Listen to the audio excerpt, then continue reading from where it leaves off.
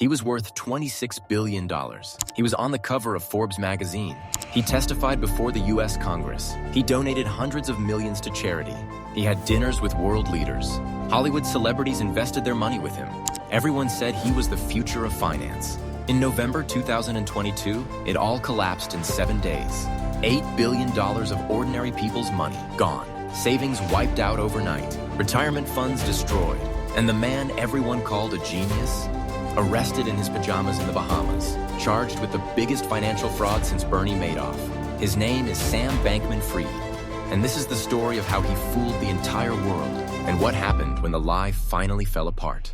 Sam Bankman-Fried, or SBF as everyone called him, grew up in California, the son of 2 Stanford law professors. He was brilliant, socially awkward, and obsessed with a philosophy called effective altruism. The idea that the best way to do good in the world is to earn as much money as possible and donate it to charity. He went to MIT, he worked at a trading firm, and in 2017, he spotted something that would make him a billionaire. The price of Bitcoin in Japan was consistently higher than in the United States. He started buying Bitcoin in the US, selling it in Japan, and pocketing the difference. Simple, brilliant, legal. He made millions almost overnight. In 2019, he founded FTX, a cryptocurrency exchange where people could trade digital coins. He moved the whole operation to the Bahamas, set up headquarters in a luxury penthouse, and began marketing himself as the honest face of crypto. The guy who was different. The guy who cared about doing things right. Celebrities lined up to endorse him. Tom Brady, Gisele Bündchen, Larry David, Steph Curry, Super Bowl ads, Formula One sponsorships, the FTX Arena in Miami. His face was everywhere. By 2021, he was worth $26 billion and widely considered the most powerful person in the crypto world. Here is what was actually happening behind the scenes. FTX was a crypto exchange. When customers deposited money, that money was supposed to sit safely in their accounts, available to withdraw at any time. That is the most basic fundamental rule of any financial institution on earth. SBF was breaking it, quietly, systematically, for years. FTX had a sister company called Alameda Research, a trading firm run by SBF's girlfriend, and billions of dollars of FTX customer money was being secretly transferred to Alameda, which was then using it to make risky bets on the crypto market, buy luxury real estate, fund political donations, and cover up earlier losses. The customers had no idea. The investors had no idea. The celebrities had no idea. The regulators had no idea. At its peak, Alameda had borrowed $8 billion from FTX customer accounts. $8 billion. Belonging to ordinary people, retail investors, small business owners, people saving for retirement, people in developing countries who had trusted FTX because SBF told them it was safe. That money was gone, spent, lost on bad trades, sitting in Bahamian real estate, donated to politicians. And when the time came that customers wanted it back, there was simply nothing there.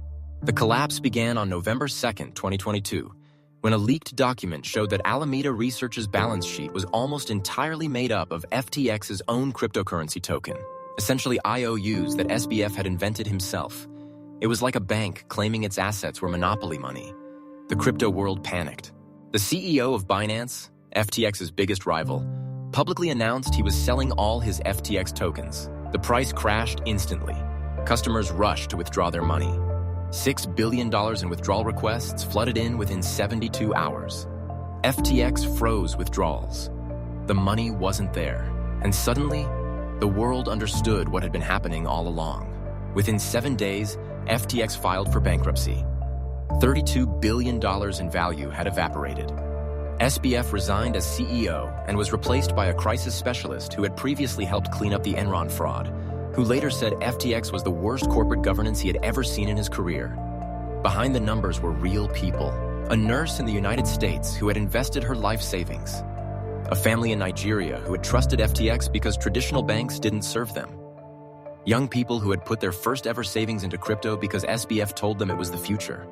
They lost everything, overnight, while the man who took their money sat in a $30 million penthouse in the Bahamas. After the collapse, SBF did something remarkable. He kept talking. Interviews, Twitter threads, podcast appearances. He acted as if the whole thing was a misunderstanding, an accounting error, a liquidity problem, not fraud. He gave a now infamous interview at the New York Times Deal Book Summit, just weeks after destroying billions in customer savings, and sat on stage looking confused and sympathetic, as if he was the victim. The world watched in disbelief. On December 12, 2022, Bahamian authorities arrested Sam Bankman-Fried at his penthouse. He was extradited to the United States to face federal charges of wire fraud, securities fraud, and money laundering. His trial began in October 2023.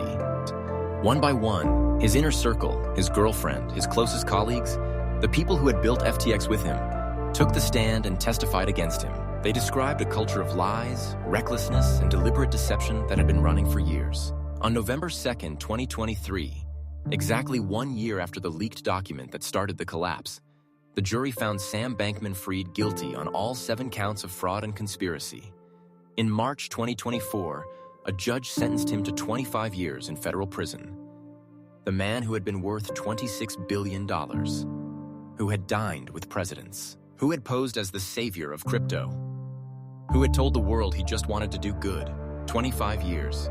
The FTX story is not just about crypto. It is about something much older and much more human. Our desperate desire to believe that the person promising us the future is telling the truth.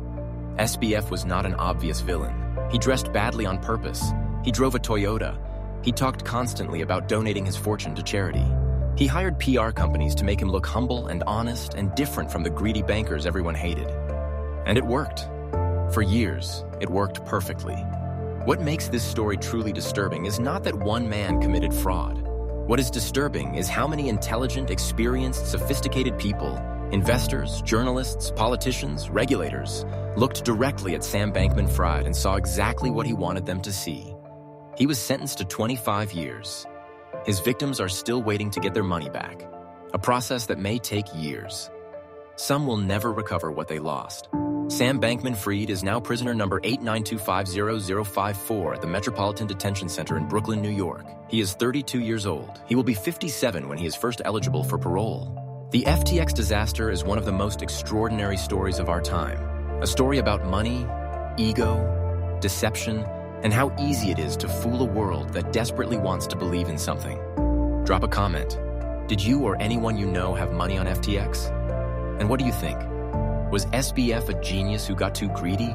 Or was it fraud from day one? Subscribe for more true stories like this one. The real ones, the ones that sound impossible but actually happened.